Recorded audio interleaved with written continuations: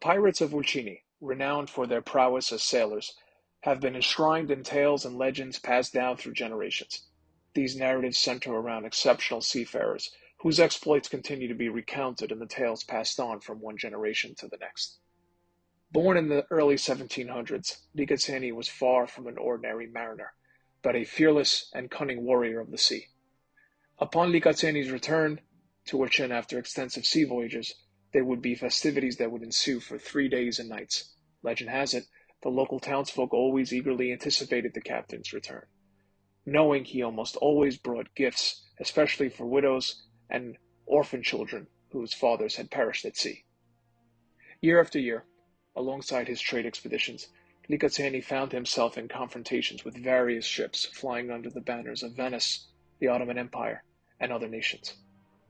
Through his expert seamanship, Likaceni often outmatched rival vessels, commandeering their cargo to distribute upon his return to Urchin. A portion was allocated as a mandatory tax to the city authorities, another portion divided equally among the crew, and a significant share earmarked for charitable causes, such as the building of the Maraya Mosque in Urchin, where the ruins of it still pierce the earth today. In one notorious incident, amidst escalating pirate raids during the 18th century, the Greek pirate Lambros Katsonis, known throughout the Balkans as Karalampo, or Black Lambro in Turkish, crossed a critical threshold. He pillaged a ship carrying pilgrims en route to Mecca, not only plundering them, but also sinking their vessel, resulting in the loss of all aboard. Incensed, the Sultan vowed to capture the Greek pirate, offering a handsome reward to whoever achieved this feat. Given his history with the Sultan, which was murky at best, Likaceni saw an opportunity to redeem himself and secure freedom for his voyages in the Adriatic and Mediterranean seas. Thus, he resolved to challenge the notorious pirate to a duel. "Should I not return alive," he claimed, "do not lament me, but remember me with songs and dances." News spread swiftly, rallying the entire community regardless of age or experience, alongside other Urchinok soldiers dreaming of glory and fighting alongside with the renowned Likaceni against the dreaded Karalampo. Likaceni was filled with pride at the sight, thanking his fellow citizens for their unwavering trust. Without hesitation, he assembled his crew, unfurled the sails, and set course into the vast expanse of the Adriatic Sea. The weather that day was favorable, imbuing the Urchinoks with a sense that nothing would remain the same thereafter. Deliberately sailing into waters claimed by the pirate Karalampo, Likaceni's ship eventually crossed paths with its adversary after a week. As Karalampo regarded the Black Sea territory as his domain, he extended hospitality to Likaceni before their duel, which the latter accepted. That evening, Likaceni boarded Karalampo's ship for a lavish dinner in the host's quarters. Meanwhile, Karalampo's crew positioned a barrel of gunpowder with a lit candle atop, intended to intimidate the Urchinok. However, Likaceni remained resolute, unfazed by the spectacle, continuing his dinner unperturbed even as the candle flickered atop the gunpowder barrel. Karalampo recognized the mettle of a true sea wolf, as he was claimed to be, who couldn't be cowed.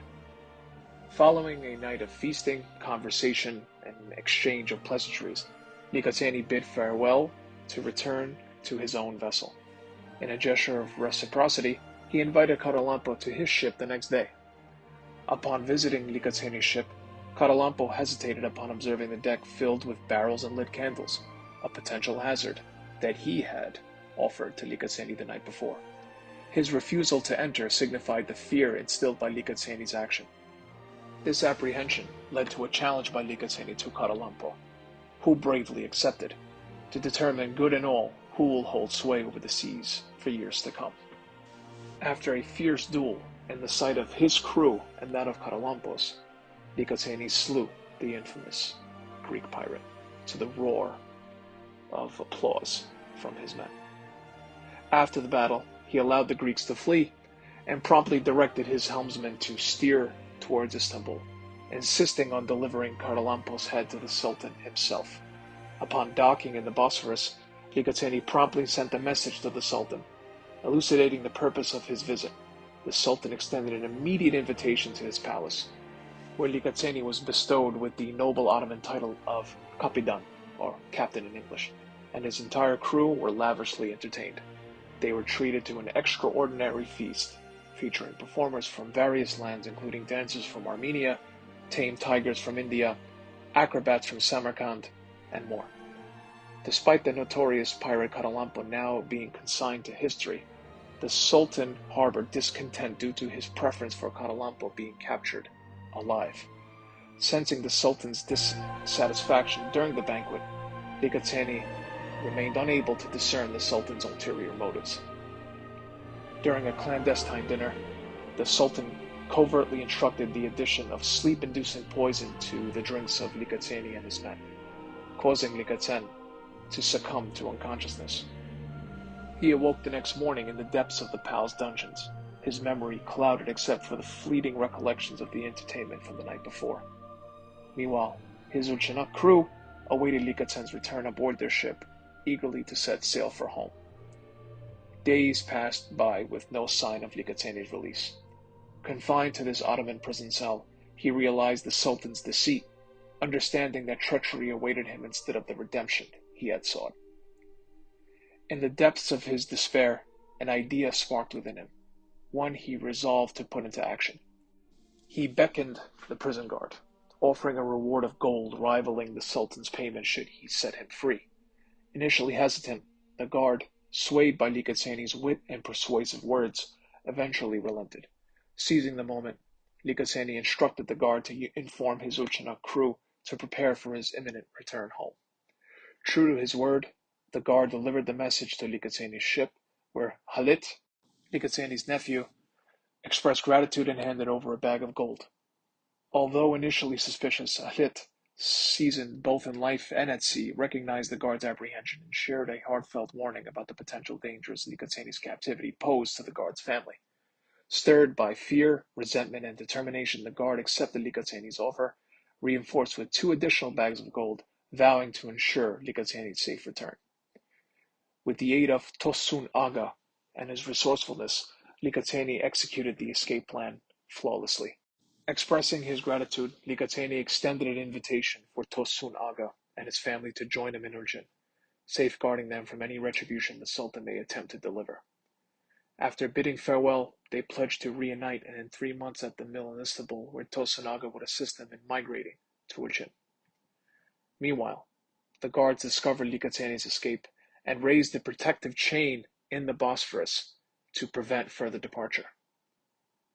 Leveraging the ship's cargo of wheat, Likaceni ingeniously manipulated its weight distribution, allowing the ship to breach the seemingly impassable barrier.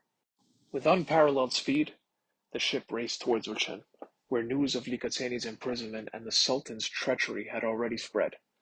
The people, resigned to Likaceni's fate, had begun to drown their sorrows in wine and song, yet their despair turned to astonishment as Likaceni's ship emerged on the horizon, ensuring the legend of Likaceni's bravery, fearlessness, and pride would endure through the ages. This event is immortalized in local traditions with the short poem in Albanian. Gërset pushka ushtandeti mendon turku si u ba gazepi. Likaceni për mi bark, mirë si ju gjete Ulqinak.